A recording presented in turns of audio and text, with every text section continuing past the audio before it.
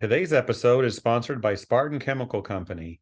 Family owned and operated since 1956, Spartan Chemical is a leading manufacturer of superior and cost-effective specialty chemical products sold through select, trusted distributors. Spartan Chemical makes clean simple. For more information, please visit spartanchemical.com.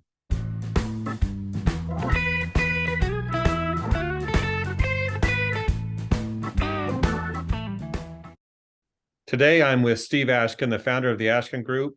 You might know Steve as the father of green cleaning. Welcome, Steve. Thank you, Jeff. So good to see you as always. And to our viewers, glad you will join us. Yes, pleasure is mine. We're going to talk about an article you wrote for CMM Magazine on the capitalism of sustainability. But before we get into this, can you explain why you think this is such an important topic? Well, I think that this is, as business people, right? We're not activists, we're not academics, right? We're not sitting around the barbecue with our friends and neighbors. This is about business for us. So what I'm really trying to talk about is that sustainability is really just about good business. And I might even suggest it's about smart business. And as we deal with sort of the outcomes of COVID and the challenges of hiring workers, we need to think smartly about what we're doing. And then we combine this with a couple of other factors, such as recognizing that as a global industry, we employ over 100 million workers, that we have a responsibility to take care of them. And then when we add on to this the operations of our tens of thousands of buildings, our warehouses, our offices, our manufacturing sites, our hundreds of thousands of vehicles, our delivery trucks, our sales cars, we recognize that we have huge impacts, and those impacts have serious financial implications as well. So the capitalism of sustainability is for us to get serious about the business case related to this issue. Okay. Can you explain what capitalism has to do with sustainability? Simple. It's about making money, right? Come on. And the thing that we really have come to understand about sustainability is a few things. One, and I'll get into the making money part, but the first and primary issue is to understand that it's being driven by our customers. Whether it's a commercial real estate customer who has investors that they need to satisfy, whether it's a building owner that's dealing with reporting requirements from their jurisdiction that they're in, whether it's their customers, the people purchasing their products or hiring new workers or whatever it happens to be, that it is really being driven by the marketplace. And then the other part simply is anytime we find more efficiencies in what we do, those savings drop right to the bottom line. So again, it really is about making money, saving money, and being smart business people. Okay. So generally, when I think about capitalism, I think about making money or saving money, as you mentioned. How does that work? How can this capitalism of sustainability really help a company make or save money? So there's two ways. One is it can help us increase the top line. This is a time where there's a lot of interest in sustainability reporting, requests for sustainability information, et cetera, et cetera. And the fact is, most of your competitors are unprepared to address these things. So for those companies that are the early movers, that are more positioned, more prepared to be able to meet those customers' requests, it gives them a competitive advantage.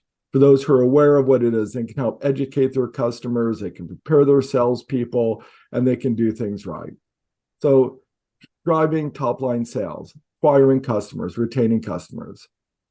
But then sustainability, the first steps typically begin with how do we drive efficiencies? How do we drive waste out of what it is we're doing? So using greener products to minimize impacts on worker health, to eliminate those kind of costs.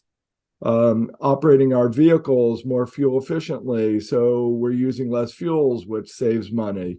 Operating our buildings more efficiently from an energy perspective, using less electricity, natural gas for heating, lighting, cooling, those things will drop money directly to the bottom line. Using less water, using less waste, all of those things. When we operate more efficiently, we save money, and that money drops right to the bottom line. Our competitors can't take it. We don't pay sales reps on it. We don't pay commissions on it. It is good money, and it is smart business. Good information. So I get the capitalism part and agree what we're talking about is smart business. But when talking about sustainability, don't we have to talk about social issues? Well, especially in the sector where our service providers and our in-house operators work, the answer is absolutely, positively yes. And this is actually one of the big differences between green cleaning and the move towards sustainability, is to thinking beyond just worker health and safety issues, to start thinking about other things that affect their lives, such as pay, right? Benefits, working conditions, training, and other things like injury rates and other things that make an impact on their lives.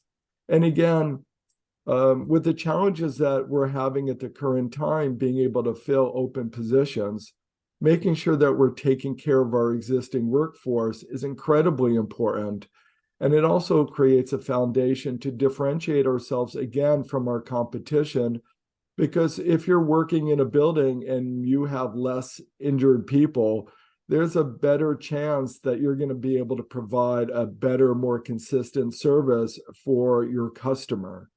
So taking care of our workers is incredibly important. It's an essential part of sustainability reporting. Many of our members do a great job with it.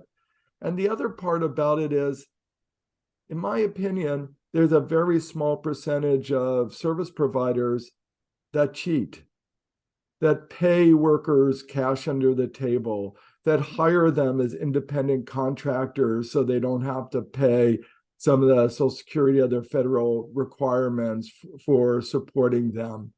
And, these people cheat. Let's be honest. It's a small percentage, but we all know that it's happening. And if anyone wants to challenge me on this, let's have a debate about it. But the problem with this is it creates a challenge and disincentive for those members, those service providers that are actually trying to do the right thing. So being able to help our customers identify how the workers are going to get paid and what's going on, why some companies can give an unfair low price on a bid, will help all the companies. And again, especially those that are trying to take care of their workers and again, to do the right thing. But just a few months ago, there was a Department of Labor lawsuit against a meatpacking company that was hiring children labor. And these kids were young, like 14 years of age.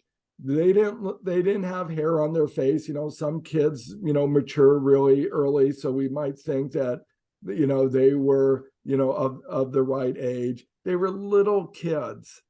And that lawsuit, that didn't happen in some third world developing country. That happened here in the US.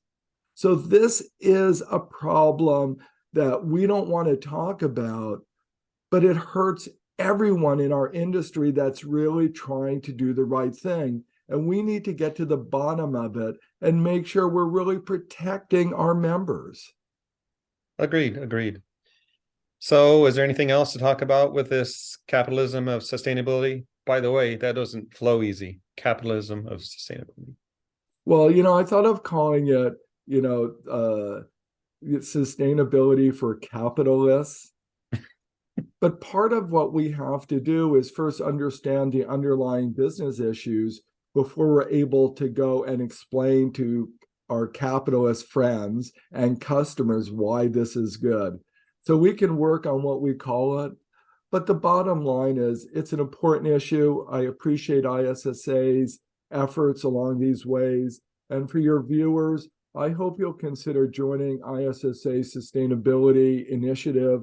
We're trying to really delve into these issues to really look at how ISSA and how this work can help educate our members, help create tools to make it easier for them to compete in the marketplace, report to their customers, and ultimately actually help operate more efficiently, more sustainably, and more successfully.